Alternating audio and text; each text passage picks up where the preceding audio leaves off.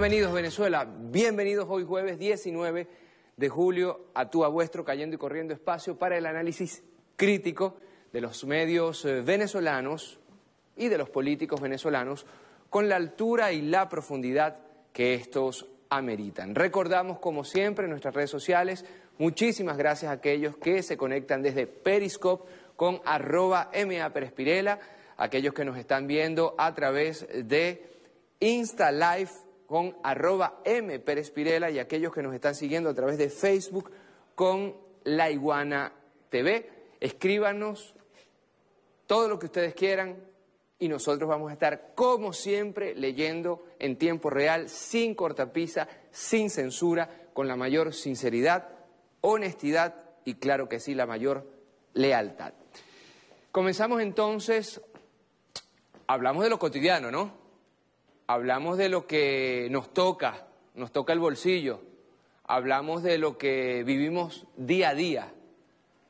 Comenzamos, como siempre, nosotros tratando, en la medida de lo posible, de mostrar lo que otros tratan más bien de callar, Siempre lo hacemos con respeto, siempre lo hacemos con, insisto yo, la vocación de la verdad y sobre todo con la esperanza de que los problemas que nos aquejan cotidianamente encuentren una solución.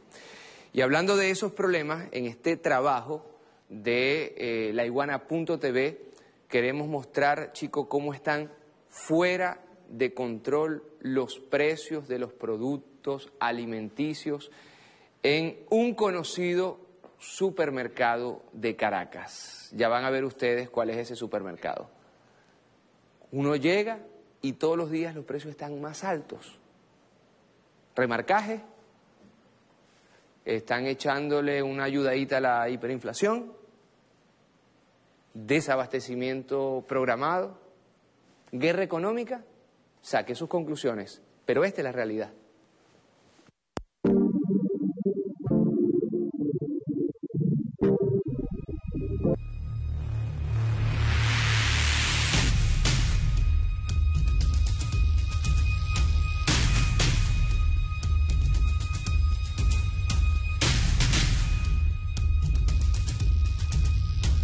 Estamos en este momento en el Central Madridense del Centro Comercial Los Próceres y los precios son increíbles. Tienen que ver los precios de este supermercado.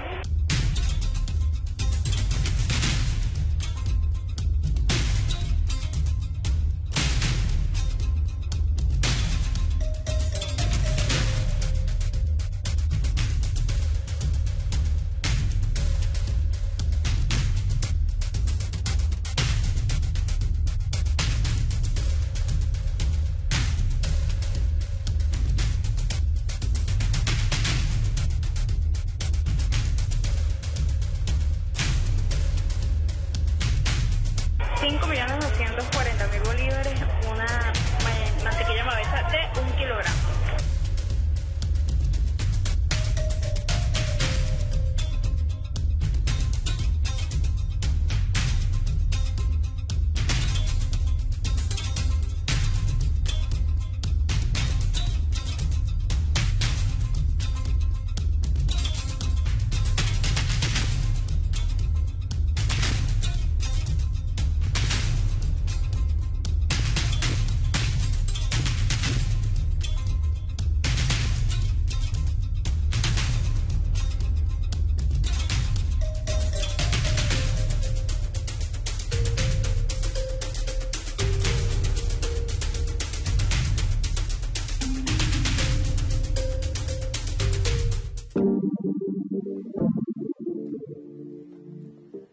Bueno, inmediatamente aquí hay reacciones, nos están enviando saludos desde Barinitas, desde México, desde Atenas, desde Brasil, desde Guatire, desde Puerto Cabello, saludos, tremendo profesional diciendo verdad, dice Ipat Des, saludos desde Guarena, no me pierdo tu programa, dice Rojas Bermúdez, muchas gracias por ustedes, Jenny 00258 nos está saludando desde Perú. A ver, Ronald Alzuro dice, ¿por qué el bicentenario de la zona rental no abre al público, hay que averiguar eso. Tengo entendido que está abierto con muy pocos productos y no precisamente de primera necesidad, pero está abierto. Saludos desde Maracay, desde Cumaná, Carmelo David, desde Anzoátegui y Magdelis nos está saludando. Abemano dice, saludos Pirela, ¿hasta cuándo los precios? Precisamente por ahí comenzamos. Eres los máximos, sigue así, dice Magdelis 2705. Miguel, te amo desde Katia, Lomas de Urdaneta, nos dice Estefaní López 12. Precisamente queremos hablar de Katia. Tenemos aquí un video de nuestros queridos amigos de TV Pueblo, que se fueron con una cámara escondida para Katia. Miren, yo no voy a hacer ningún comentario, porque este video habla por sí solo. Los comentarios lo hacen ustedes a nuestras cuentas, nos pueden escribir por Periscope a través de @MAPerespirela. Estamos leyendo en tiempo real lo que nos dice. Estamos leyendo también por Insta Live a través de @MPerespirela. Estamos ya en 200 personas en tiempo real, también 200 personas en tiempo real desde Facebook con La Iguana TV. ¿Qué está pasando en Katia? Véalo usted mismo en este video. Desde el bulevar de Telefonando ubicado en Katia, la gente denunció a los bachaqueros, hambriadores del pueblo. En la primera incursión hecha por la Guardia Nacional Bolivariana el 21 de julio, se logró una captura de 44 ciudadanos que fueron presentados ante el Ministerio Público. Vean lo que pasa.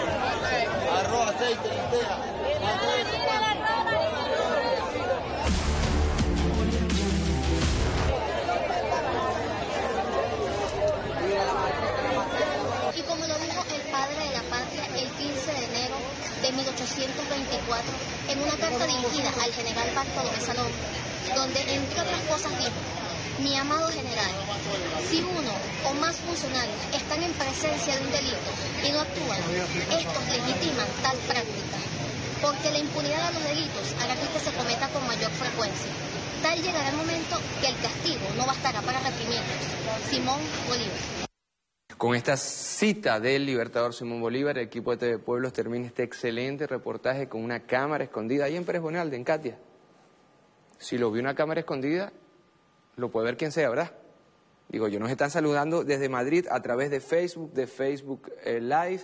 Contigo se ve, dice Plaza Los Chaguaramos, son unos abusadores con los precios, todos los días suben. Contigo se ve, nos dice eso. Rolmar 8, eres el mejor.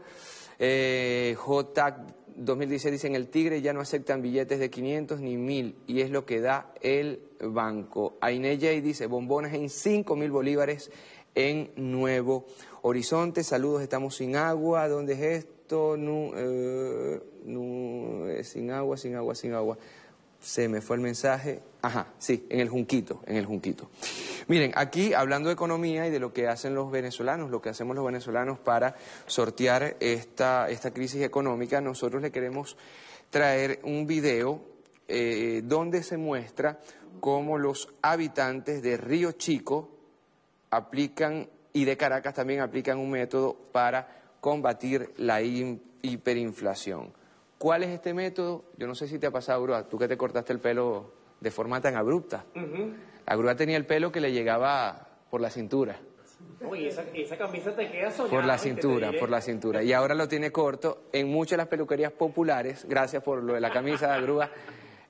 Muchas gracias. Está muy sádico, pero...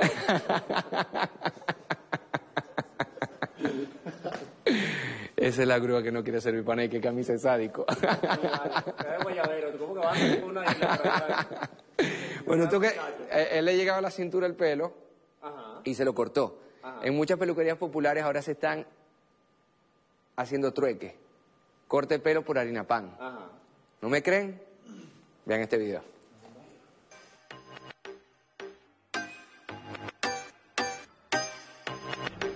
Métele ahí.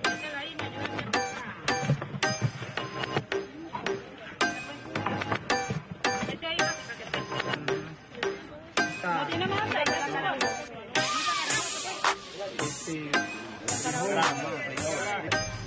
Te lo pongo todo. Vamos a empezar. Tirando 2,5 kilos más esto. Apriétame la trampa de casa.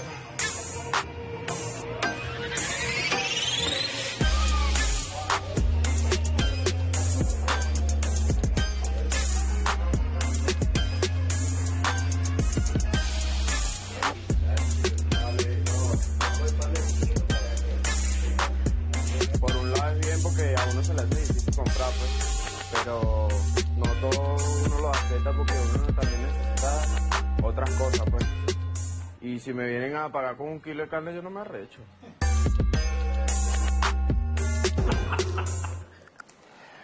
Bueno, los muchachos se ríen, pero es así. Si me vienen a pagar con 1 kilo de carne, dice el peluquero, no se pone bravo, ¿no? Tenemos que decir a esta hora. Estamos en vivo, vamos a colocar aquí las cámaras mirando hacia allá para que quienes nos están viendo a través de las redes sociales puedan seguir nuestro programa. Y seguimos nosotros haciendo denuncia, en este caso sobre el tema de la basura. Eso sí, denuncias con responsabilidad y denuncias con los pelos en la mano, con los pelos en la mano. Aquí no estamos inventando nada. Aquí cuando nos tomamos la responsabilidad de avanzar una denuncia es porque ya lo hemos verificado y tenemos el material audiovisual con nosotros. Nadie se tiene que poner bravo. Por ahí llegaron unas amenazas veladas. Nosotros vamos a seguir aquí trabajando a pesar de las amenazas, a pesar de las indirectas, a pesar de lo que sea, porque nos debemos al pueblo venezolano. El día que nosotros nos pongamos aquí a chupar media, a jalar las que ustedes saben, a estar aplaudiendo todo, ese día preferimos dejar la pantalla, dejar la comunicación política y regresar a nuestros libros, a la filosofía. Si nos tomamos el tiempo, la dedicación, la investigación de estar aquí, es simplemente porque estamos del lado de los más necesitados, del lado de los que se le va la luz, del lado de los que no encuentra la comida, del lado de los que se montan una camionetica y le fraccionan la ruta, del lado de los pensionados que no tienen billete, del lado de esas personas. Es lo mínimo que podemos hacer. Insisto, el día que no estemos aquí para eso, nos verán otra vez en las aulas de clase, en las bibliotecas, en los centros de investigación, en lo nuestro, que son los libros, la escritura, etcétera, etcétera. En estas imágenes, hablando de tener los pelos en la mano, estas imágenes captadas por los micrófonos, por las cámaras del portal laiguana.tv, queremos mostrarles en qué estado se encuentra la carretera vieja Caracas-Los Teques. Carretera vieja Caracas-Los Teques. Ojalá podamos abocarnos a la solución de esto que ahora les vamos a mostrar.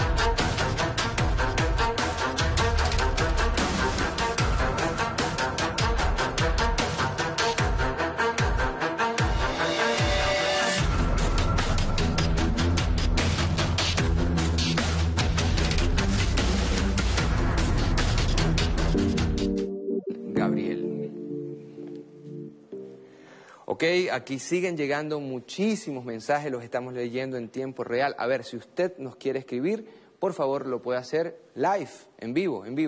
Lo puede hacer a través de Periscope con @MAPerespirela, a través de Instagram, InstaLive con @MPerespirela y a través del Facebook de La Iguana TV. La Iguana TV, estamos leyendo en tiempo real.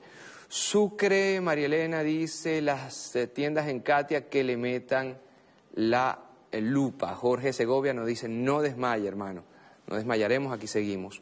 Lucitriana dice, ánimo, que nadie te calle, eres excelente, gracias por tus palabras, de verdad. Omar Martínez, felicidades por tu programa, Perespiré la full sintonía, pedimos ayuda desde Hoyo de la Puerta con la situación del transporte, es lamentable, ayuda con muchas saludos desde Hoyo de la Puerta. Muchísimas gracias, bueno, trabajé mucho tiempo allá en Hoyo de la Puerta, en el Instituto de Estudios Avanzados IDEA, conozco muy bien esas comunidades, así que por favor el tema del transporte. Villaroleidy desde Perú nos manda un abrazo. Mosca, con la situación, muy preocupados estamos con la situación en países como Perú, hermano.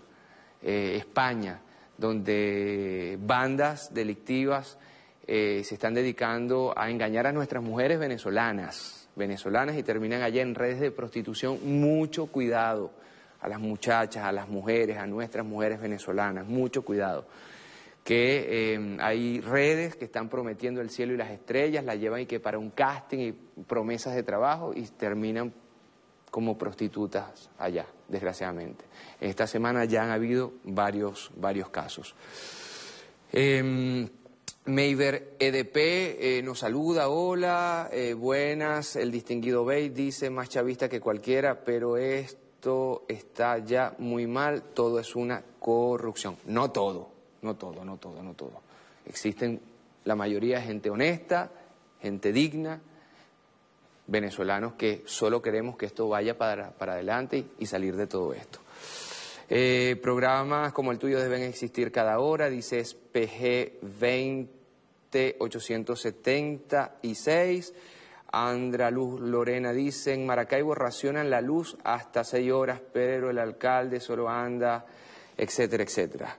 Digo etcétera, etcétera porque son denuncias graves y yo prefiero tener los pelos en la mano antes de leer esto. Vamos a hacer seguimiento a la denuncia que se está haciendo y con responsabilidad en los próximos programas vamos a hacerlo. Sobre todo por el tema de la luz en Maracaibo que este usuario está tocando a través de Insta Live. La semana pasada levantamos nuestra voz sobre la gravísima situación que se está dando en Maracaibo. Inmediatamente el ministro para la Energía Eléctrica, Luis Mota Domínguez, se comunicó con este servidor y durante toda la semana, tengo entendido, según sus palabras, que hago públicas aquí, está 24 horas sobre 24 en Maracaibo, abocado a la solución de este problema que está aquejando el estado Zulia. Y en nombre también a la verdad mostró algunas pruebas sobre los actos de sabotaje y daños causados en el estado Zulia y en la zona noroccidental. Nosotros responsablemente vamos a mostrar lo que el ministro Mota nos envió y que acompañamos a las denuncias que nosotros venimos haciendo. Vean esto. Buenas tardes, camaradas compatriotas. Seguimos aquí en el estado Zulia. Estamos cerca del lago de Maracaibo porque es parte de lo que es el cable Zulia Cruz. Aquí pueden ustedes observar cómo los vándalos, los bandidos picaron al ras de la estructura. Motivo por el cual ahora este gran trabajo que hay que hacer y que está haciendo tanto daño al pueblo zuliano. Pero aquí estamos trabajando, está la gente de la constructora, está la gente de los trabajadores de Corpolec, están las autoridades, porque vamos a vencer, no vamos a permitir que los vándalos y los bandidos le quiten la felicidad al pueblo zuliano. Lo sigo informando.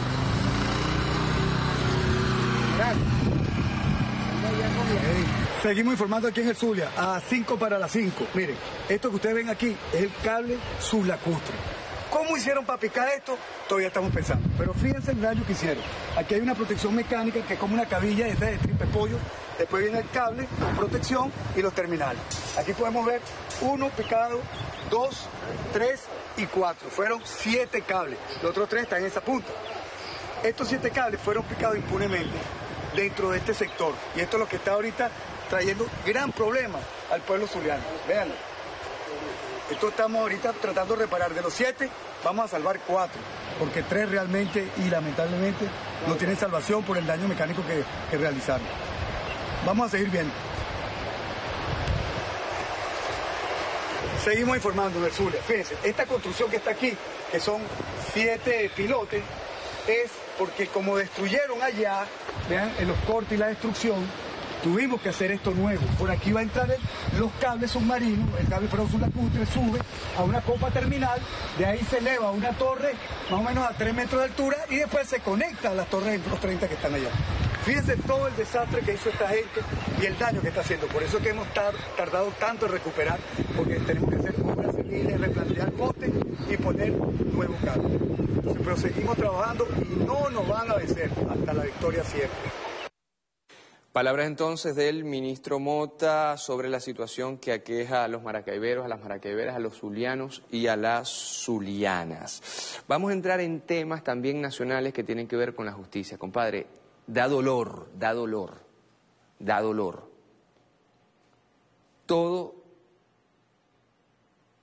Todas las marramucias que comienzan a salir a flote relacionadas a Cadivi Sencoex. Cadivi Sencoex. Aquí hay una empresa que por lo chiquito nos robó a ti y a mí 50 millones de dólares. Una empresa, compadre. Una. Y ahí hay miles de empresas. Hago yo una pregunta. ¿Solamente las empresas o quienes llevaban Cadivi Sencoex en ese momento? Hago una pregunta. Porque lo que les vamos a mostrar de verdad que da muchísima... Estamos en horario infantil, ¿verdad? Muchísima rabia, muchísima rabia. Quiero mostrarlo a través de las palabras del fiscal general de la República, Tarek William Saab, que informó sobre un nuevo caso de corrupción que involucra a las empresas Frigorífero Ordaz y Alimentos Frisa con obtención fraudulenta de divisas. Escuchemos los detalles de este indignante caso. Son solo 2 empresas, 2. 50 millones de dólares. Hemos querido presentar un nuevo caso que revela y evidencia los ilícitos que a través de Cadivi Sencoex se pudieron haber cometido o se desarrollaron, pero que el Ministerio Público, dentro del plan que ha tenido y que presentó a partir del mes de agosto del año pasado, cuando nosotros fuimos nombrados fiscal general de la República por la Asamblea Nacional Constituyente, demostrando en un punto de quiebre de lo que pudiera haber sido un antes o lo que es un antes y un después en esta materia, donde observamos que gestiones anteriores, sobre todo la pasada a esta, le dio una total impunidad absoluta, un sobreseimiento en casi un 90%, quiero recordar, a los casos de Cadivi Sencoex.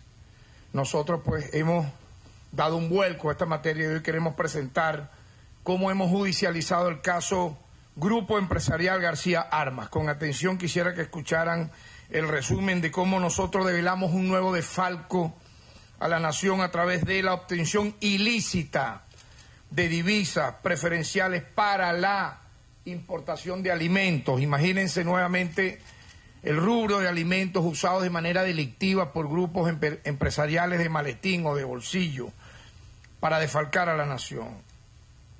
La empresa Frigorífico Ordaz y Alimentos Frisa, perteneciente al Grupo Empresarial García Armas, como dije, defalcaron a la República en una cantidad de 49 millones de dólares a través de la sobrefacturación de rubros y la simulación de importaciones. Es el mismo modus operandi de no traer, en primer lugar, lo que con divisas preferenciales se le dio a estos grupos empresariales, no traerlo al país, pero aparte de ello sobrefacturar lo que solicitaron. Yo quiero recordar que estas empresas inicialmente fueron expropiadas bajo el mandato del presidente Chávez en el año 2010, por haber sido descubierto pues numerosas irregularidades. Los detalles los voy a decir a continuación de manera muy breve. Entre el año 2005 y 2010, la empresa Frigorífico Ordaz y Alimentos Frisa se asociaron con 2 empresas creadas en Chile, para importar frutas y otros productos alimenticios con sobreprecio.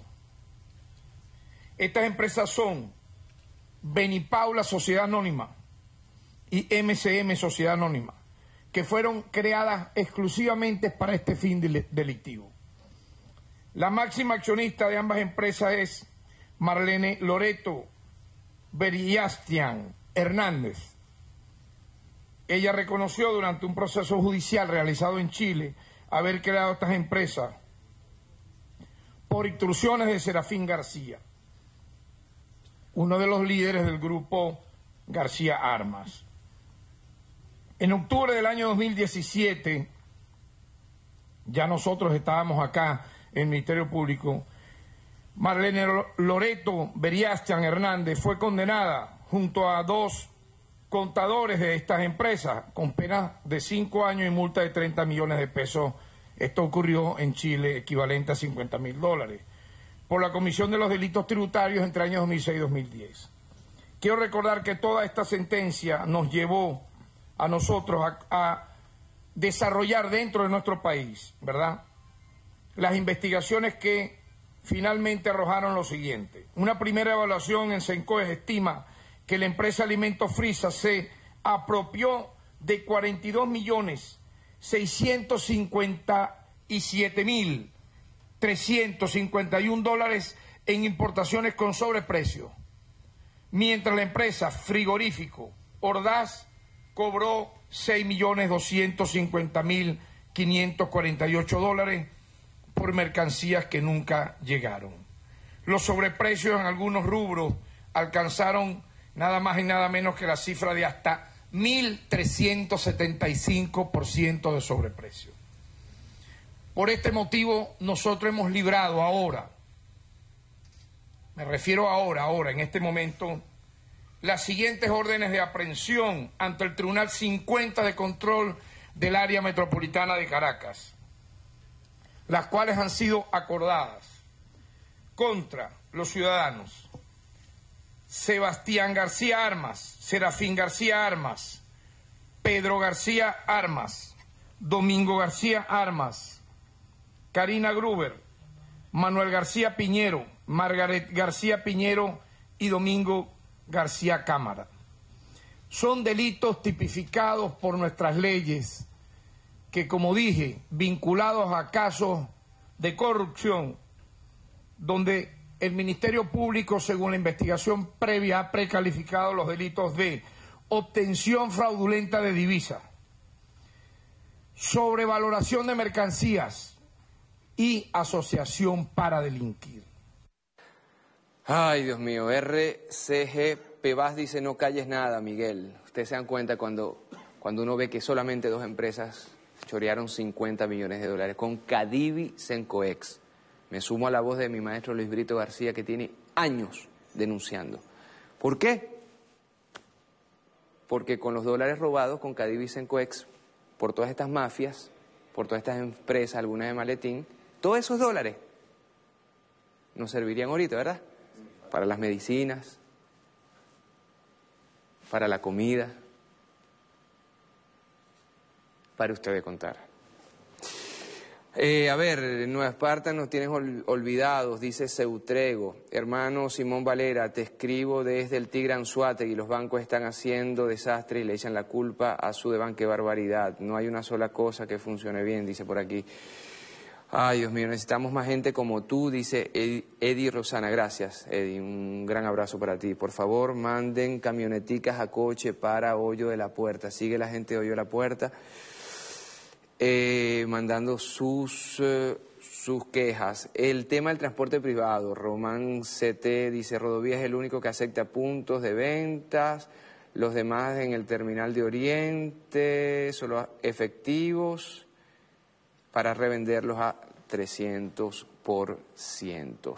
Les recordamos entonces que estamos leyendo sus mensajes en tiempo real. Nos pueden escribir a través de Periscope por @MAPerespirela, nos puede escribir a través de Instagram, InstaLive, a través de @MPerespirela, y también estamos en vivo por el Facebook La Iguana TV.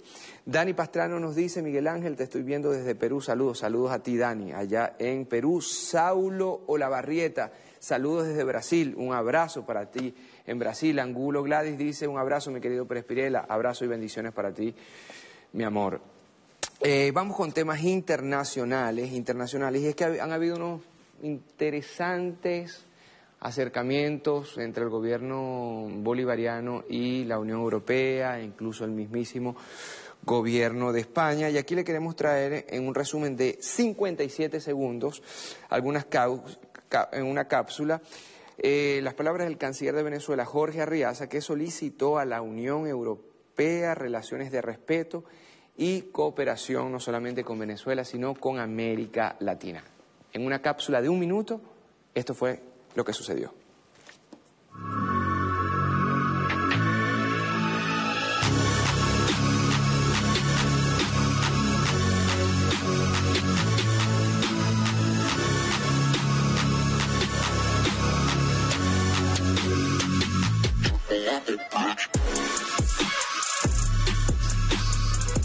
Haber tenido la generosidad de extender su presidencia pro tempore, evitando así el intento de acefalía inducida que hubo a principios de este año. Creo que la CELAC demuestra y genera un precedente positivo para que a futuro, en una situación que ojalá no se repitiera, donde se pretende ignorar la competencia de un país para asumir la presidencia pro tempore, haya los mecanismos institucionales y los consensos necesarios para salir adelante. Muchas gracias. Bueno, palabras entonces del canciller venezolano Arriaza. Miren, vamos a seguir en temas internacionales. Hay un tema que está preocupando muchísimo, que es la judicialización de la política. Es decir, cuando se toma la política, o mejor, cuando se toma la justicia con motivos políticos. Y en este sentido traemos a colación para ustedes las palabras del presidente de Bolivia, estoy hablando de Evo Morales, y lo que piensa sobre la situación, por ejemplo, de Lula da Silva. Esto en una entrevista que le hizo Rafael Correa, también perseguido por la justicia, entre comillas, ecuatoriana. Se trata de una persecución política. Pues ambos reflexionaron sobre el tema y aquí les traigo un breve resumen. Si no hay golpe de Estado, golpes militares contra el presidente, gobierno de izquierda, son golpes congresales, golpes judiciales, sin ningún argumento. Yo sigo pensando, y quiero decir, su delito de Lula, es ser nuevamente candidato ganador. Ayer estaba leyendo algunos periódicos, dice, te condiciona, damos libertad siempre y cuando que no sea candidato a la presidencia. Un juez que dice sobre Lula, no tengo pruebas, pero convicciones. Increíble. Imagínense. Se atenta contra toda la doctrina del derecho penal. Pero yo tengo mucha fe en nuestros pueblos. Pueden confundirse temporalmente por el bombardeo mediático, los medios de comunicación de América Latina, propiedad de las élites. Pero mentira tras mentira, es el programa de la derecha. Pero no permitirán que nos regresen al pasado. Así es, no tenemos nada que mentir, siempre con la verdad y con la honestidad de la responsabilidad por nuestros pueblos. Evo Morales, historia de América Latina, el líder que transformó a su querida Bolivia. Pero aquí también vemos el doble estándar a nivel internacional. Como no hace lo mismo de siempre, que fracasó, es populista, ¿no? Como de seguro gana su 4ª elección, es un caudillo y Bolivia una dictadura. Si, con todo respeto, Angela Merkel gana su 4ª elección, es una lideresa y Alemania una democracia madura. Los dobles estándares para deslegitimar a los líderes populares que han transformado Bolivia, que han transformado nuestra América. Miren, normalmente nosotros aquí le colocamos abrebocas sobre las excelentes entrevistas que para laiguana.tv hace el grandísimo periodista venezolano Clodovaldo Hernández. Pero esta vez, por la importancia que reviste la entrevista que a continuación les mostraremos, hemos decidido colocarla en su integralidad. Estamos hablando de la entrevista que hizo Clodovaldo Hernández, a la activista de los movimientos a favor del aborto seguro, de los derechos de la mujer, del derecho de la mujer a su cuerpo, a su cuerpo. Yoconda Mota fue entrevistado por Clodovaldo Hernández con temas que es necesario colocar en el tapete de la discusión de un país que se dice revolucionario y progresista como el venezolano. Vean esto.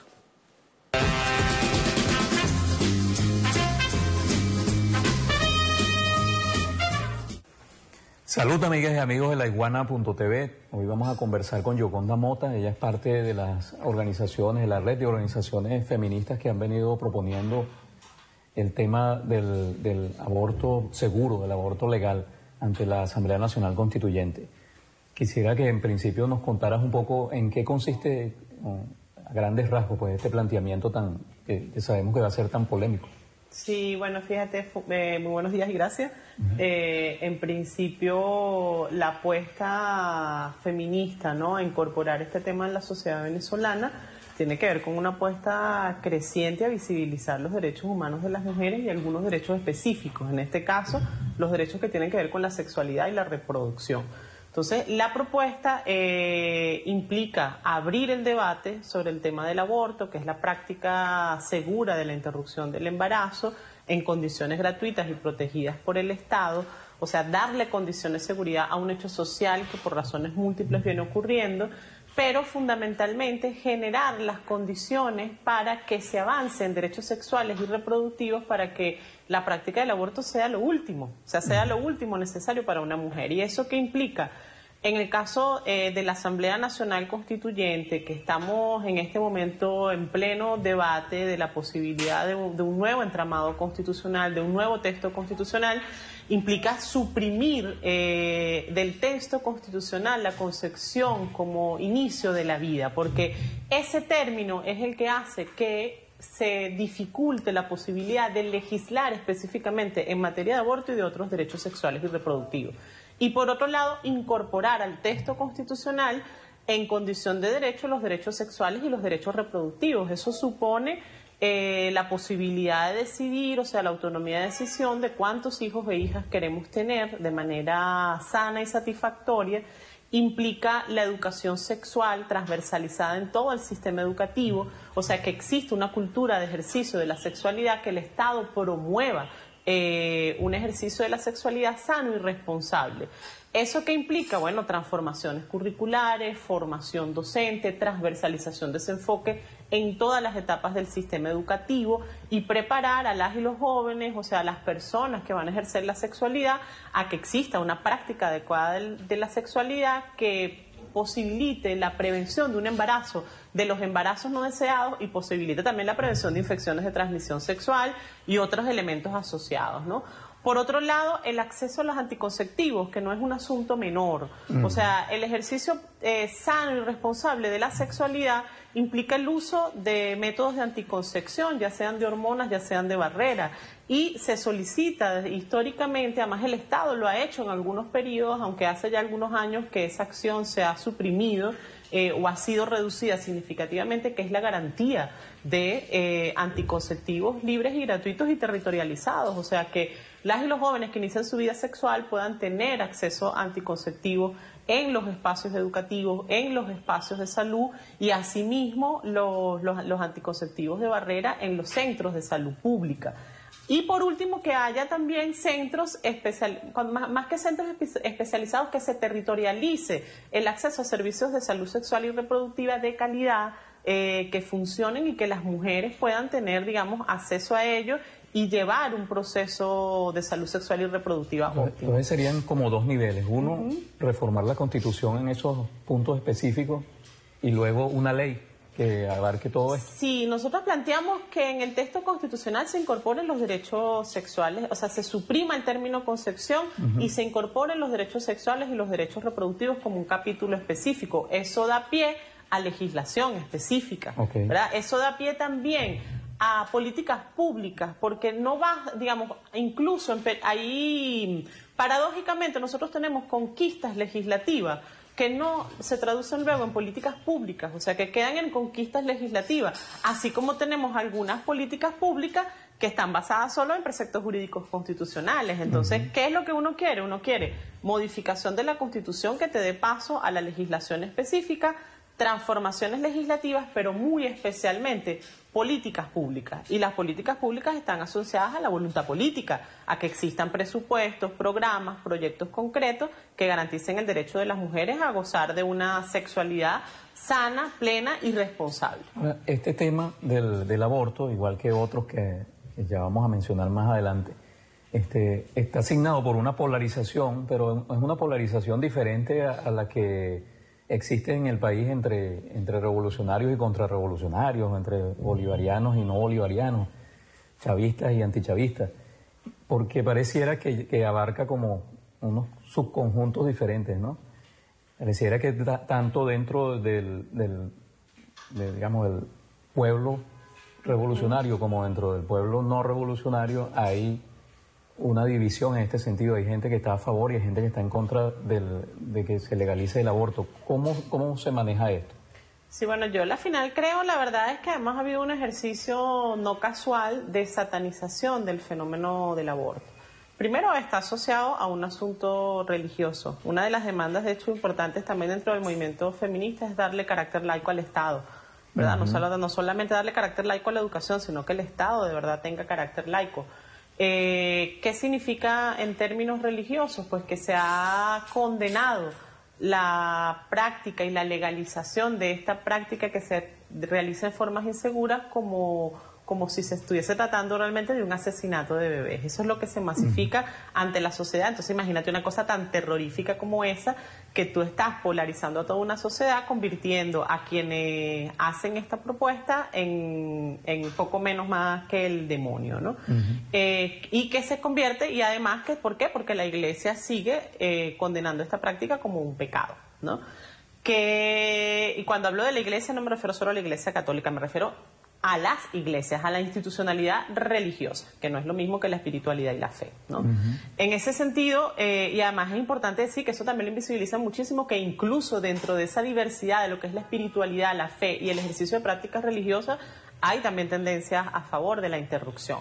¿Qué es lo que pasa con eso? Se coloca en un lugar, ¿verdad?, que llega a ser casi caricaturesco, y se saca del análisis de las políticas públicas, del análisis social, del análisis humano, lo que implica verdaderamente la práctica existente, histórica y sostenida del aborto en una sociedad, del aborto clandestino. ¿Qué significa? O sea, implica por un lado un asunto de clase.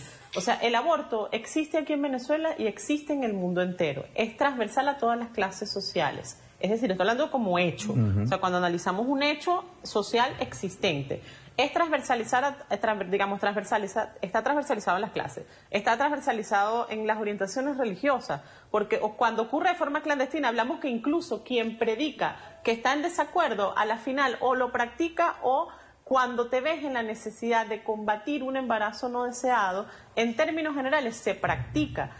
¿Por qué? Porque ocurre el embarazo no deseado, ¿verdad? El embarazo no deseado tiene multiplicidad de explicaciones y ahí también se ha querido adjudicar eso a la irresponsabilidad, al control de la decisión de la mujer. O sea, si quedó embarazada porque fue irresponsable, porque no se cuidó, porque entonces que pague la consecuencia, ¿no? Como si la vida humana fuese un asunto de pagar la consecuencia de un error. La verdad es que puede ocurrir un embarazo no deseado incluso en momentos en que se usan métodos anticonceptivos regulares, puede ocurrir como consecuencia de una violación, puede ocurrir como montones de elementos porque no tuviste acceso a los métodos por razones socioeconómicas, que por ejemplo en el presente es una realidad realmente grave. Entonces, ¿qué pasa con eso? Si tú le sacas eso ahí al problema, y cuando digo que es un asunto de clase, como eso está transversalizado, o sea, quien tiene la posibilidad practica la interrupción en condiciones seguras. Si tiene algún dilema religioso, bueno, después va, se confiesa y continúa su vida adelante, quizás con un dolor interno si tenía alguna contrariedad desde el punto de vista moral y religioso. Pero ¿qué pasa con las pobres? ¿Qué pasa con las pobres que también incluso yo lo asumo como un asunto de responsabilidad de no continuar la seriedad que implica la generación de la vida con todas sus implicaciones, ¿verdad? De traer vida humana, de toda la responsabilidad que implica criar un hijo, sostener económica un hijo, desarrollar un hijo que al final es un ciudadano, que forma parte de un país, que forma parte de una república y que implica, por eso es un asunto también político. esa decisión, que claro, en ese momento tú la tienes muy clara, si no tienes los recursos, ¿en qué entras? Entras en un mercado clandestino, ¿verdad? Entras en la práctica de los abortos inseguros, que se cobra la vida de las mujeres, que se cobra agresiones muy profundas a sus aparatos reproductivos y que sostiene un mercado, que ese es otro asunto del que nadie habla, ¿verdad? O sea, nosotros hablamos de no legalizar, pero entonces se mantiene la práctica del aborto inseguro, en la cual se sostiene todo un mercado de la venta del misoprostol, que es la práctica de la interrupción permitida, más que permitida, promovida por la Organización Mundial de la Salud.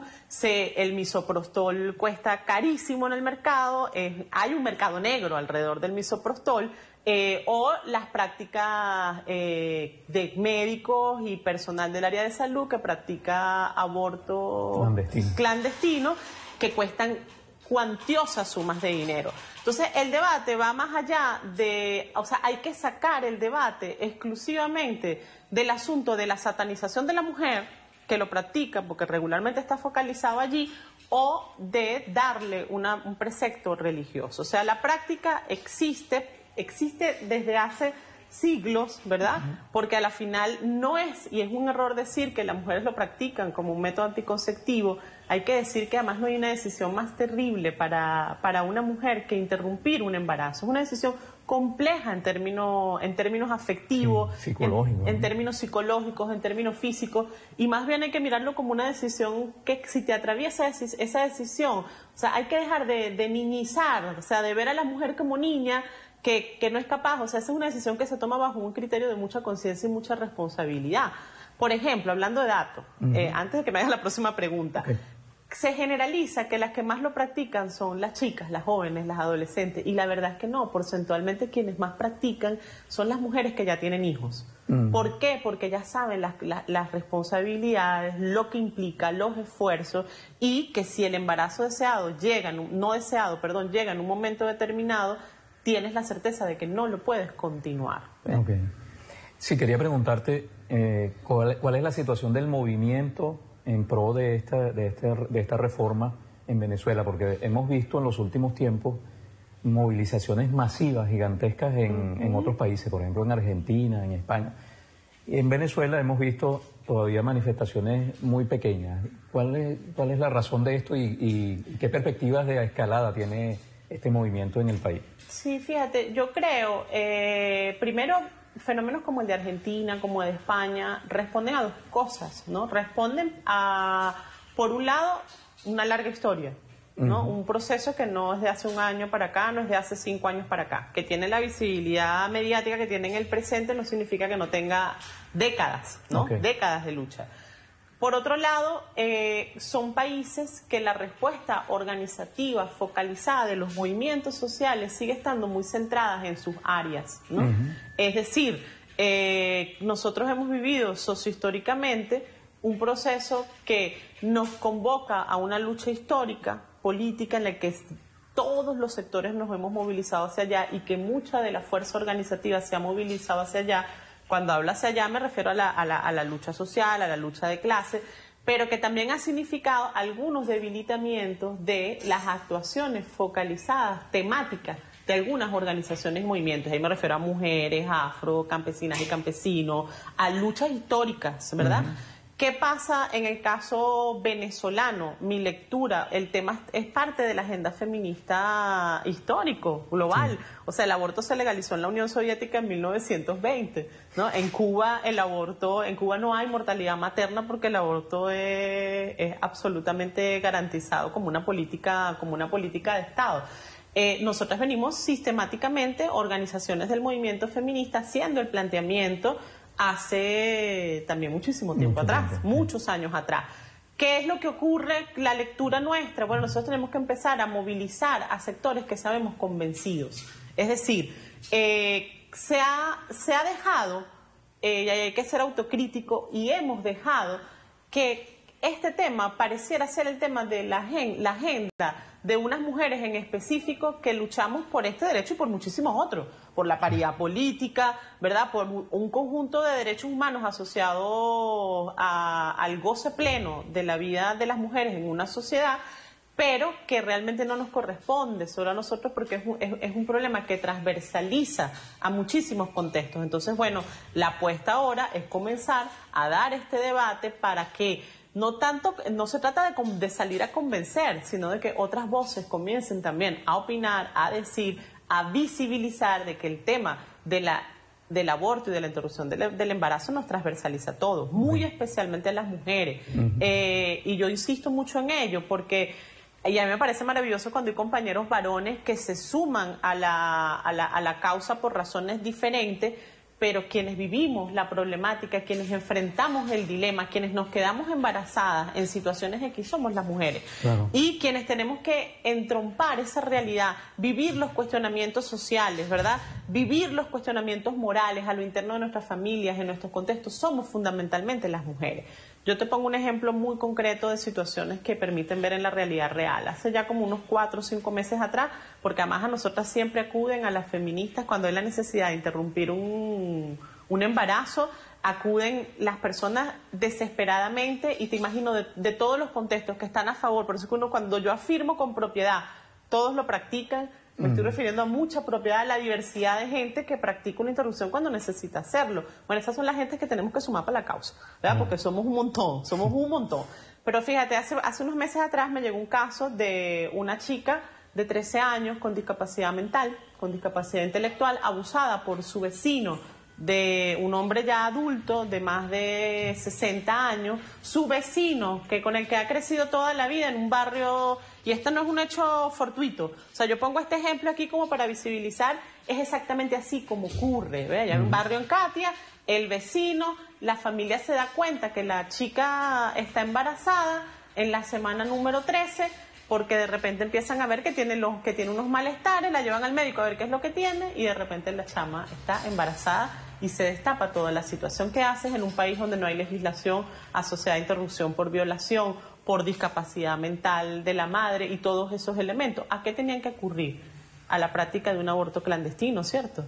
O esa niña tiene la obligación de reproducirse porque el Estado no se lo permite. Ese es solo un ejemplo de una multiplicidad gigantesca de casos que ocurren cotidianamente en nuestra sociedad, pero que lo afectan fundamentalmente los casos como de esa muchacha más pobre, que tuvo la oportunidad de llegar a un circuito de solidaridad en el que se hicieron vacas, se buscaron relaciones, se trabajó hasta solucionar la situación con una interrupción en óptimas condiciones.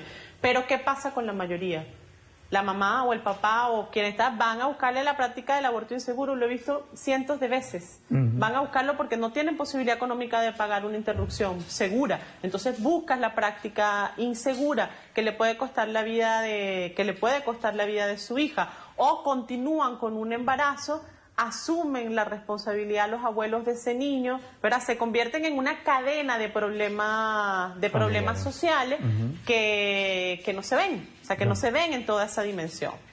Ya para finalizar, como te decía al principio, esto del tema del aborto es uno de los temas tabú, ¿no? Uno de los temas complicados que polariza de manera diferente. Hay otros dos. Uno es el tema del matrimonio igualitario y otro es el tema de la legalización de la marihuana, por ejemplo. Esos otros dos temas, de alguna forma las organizaciones feministas también los respaldan. ¿O yo estoy a favor de la legalización de todos. Sí, fíjate, de hecho, de todos, o sea, en el caso del matrimonio igualitario, ¿no? Que además se dan muchos debates si el término es del reconocimiento jurídico de la unión afectiva de personas de sexualidad disidentes, ¿verdad? A la heteronormatizada sexualidad hegemónica, que es la sexualidad heterosexual entre mujeres y varones. La verdad es que sí, o sea, consideramos que la ausencia de reconocimiento de un hecho además aplastantemente gigante, porque lo otro es que hay demostraciones de que la sexualidad disidente no se trata de asuntos minoritarios, o sea, estamos hablando de un fenómeno social gigantesco. Tiene que existir reconocimiento jurídico porque es un hecho existente. La gente no va a dejar de amarse. Ojo, que no deje de amarse la gente porque se acabe el mundo. La gente va a seguir amándose, va a seguir uniéndose. Lo que necesitan es respaldo jurídico para también dar soporte a otros elementos de la vida. O sea, es inconcebible que una pareja de lesbianas, que una pareja de varones homosexuales no tengan, digamos, elementos asociados a patrimonio, a seguridad social, a un conjunto de aspectos de protección de la vida que tenemos los demás solamente porque la unión de ellos a algunos no les parece válida. Por supuesto que apoyamos esa lucha también. Y con relación a la legalización de la marihuana, bueno, yo estoy muy a favor de que se ilegalice el alcohol, por ejemplo, que es una de las cosas más nocivas y que es una industria pesadísima que se lleva grandes vidas. Yo hasta ahora no he visto accidentes de tránsito por alguien que se fumó un porro, ¿verdad? En cambio, el porcentaje altísimo de personas que mueren, que fallecen por el consumo indebido de alcohol, porque no basta la hipócrita, es que vivimos en una sociedad muy hipócrita, ¿no? La hipócrita etiqueta de advertencia, el consumo de alcohol es nocivo para la salud. La verdad es que el alcohol incide muy negativamente. Creo que en el caso de la marihuana, desde el punto de vista de sustancias que implican tanto el uso del placer como el uso clínico médico, es de las sustancias más sanas presentes en la sociedad. ¿Cuáles serían las últimas? Bueno, nos tenemos que despedir, no sin antes, como siempre, recordarles que una cosa es lo que dicen los medios de comunicación y otra muy difícil lo que piensan. De la segunda nos encargamos nosotros aquí, en tú, en vuestro, cayendo y corriendo. Hay temas que en una revolución, que un gobierno progresista, que una sociedad de avanzadas deben ser discutidos, independientemente del punto de vista que tengamos. Otros países de derecha, retrógrados, conservadores, lo están haciendo. No nos quedemos atrás. No me despido sin antes, como siempre, recordarte, Venezuela, que te amo en demasía, y por eso seguimos aquí al pie del cañón, de forma responsable, honesta y amable. Hasta el próximo jueves.